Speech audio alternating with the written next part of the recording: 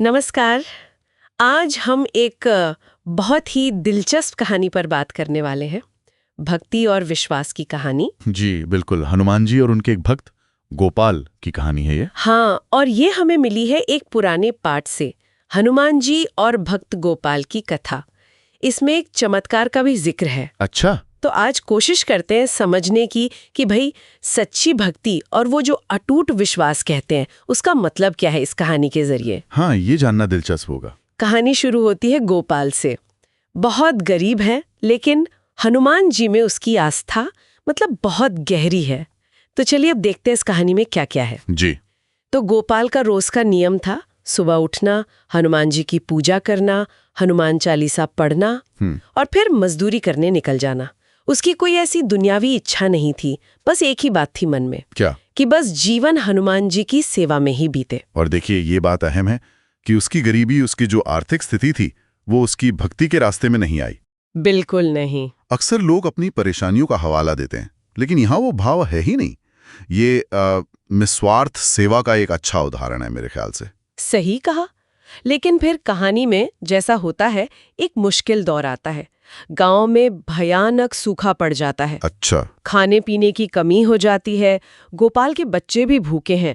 और ऐसे में आप जानते हैं, आस पड़ोस के लोग, हाँ, वो कहाँ चुप रहते हैं। वो ताने मारने लगते हैं। कहते हैं, क्यों भाई गोपाल, कहाँ है तेरा हनुमान? अब बुलाओ उसे, क्या वो खाना खिलाएगा? उफ, ये वो वक्त होता है जब इंसान का विश्वास सच में परखा जाता है ना। बिल्कुल, जब सब तरफ से निराशा हो और लोग भी सवाल उठाने लगे। हाँ, और ये पड़ोसियों के ताने सिर्फ ताने नहीं है, ये वो शक है, वो संदेह है जो समाज कई बार आस्था रखने वालों पर करता है। सही। पर गोपाल का जवाब सुनिए। वो बड़ा शांत रहता है।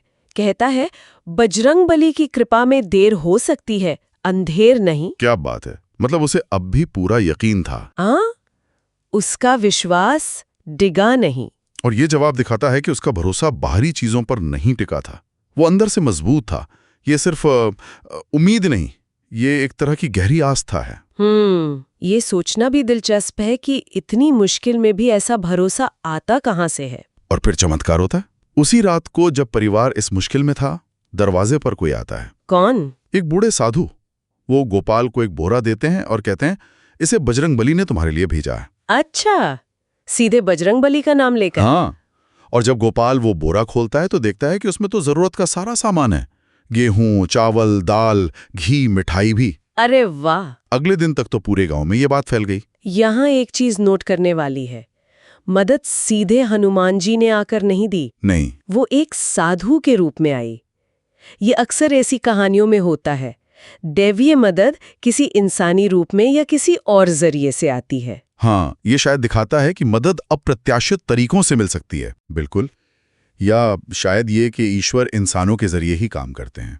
और ये भी कि गोपाल के विश्वास का फल मिला उसे। तो अगर हम इस पूरी कहानी से कुछ खास बातें निकालना चाहें तो क्या होंगी? देखिए, मेरे ख्याल से सबसे पहली बात तो यही है कि सच्चा भक्त जो होता है वो मुश्किल आने पर या लोगों के ताने मारने पर अपना विश्वास नहीं खोता। सही। दूसरी बात, ये कहानी जैसे दिखाती है कि हनुमान जी या देवता अपने भक्तों की सुनते हैं, जरूर सुनते हैं, भले ही मदद वैसे ना आए जैसे हम सोचते हैं। और तीसरी और शायद सबसे जरूरी बात कि भक्ति सिर्फ पूजा पाठ या रस्में नहीं है। हाँ, उससे कहीं ज्यादा है। ये असल में वो गहरा निस्वार्थ प्रेम है और वो अटूट विश्वास है जो मुश्किल हालात में भी बना रहता है। बिल्कुल। मतलब गोपाल का वो अडिग रहना, तानों के बावजूद शांत रहना और उसका भरोसा, यही कहानी का केंद्र है। जी। और आखिर में उसी विश्वास को इनाम मिलता है, उस मदद के रूप में। कहानी यही बताती है कि सच्ची श्रद्धा कभी खाली नहीं जाती। हाँ, ये तो है। पर यह कहानी एक सवाल भी छोड़ जाती है सोचने के लिए। क्या? कि मुश्किल वक्त में गहरी आस्था और जिसे कहते हैं झूठी उम्मीद या सिर्फ मन को बहलाना, उसके बीच की लाइन क्या है? ये तो सोचने वाली बात है। क्या विश्वास का मतलब हमेशा चमत्कार का इंतजार करना होता है, या विश्वास अपने आप में ही एक ताकत है, नतीजा चाहे जो भी हो? इस पर सोचा जा सकता है कि असल भरोसा बाहरी सबूतों पर है या अंदर की मजबूती पर। बिल्कुल, एक गहरा सवाल है ये।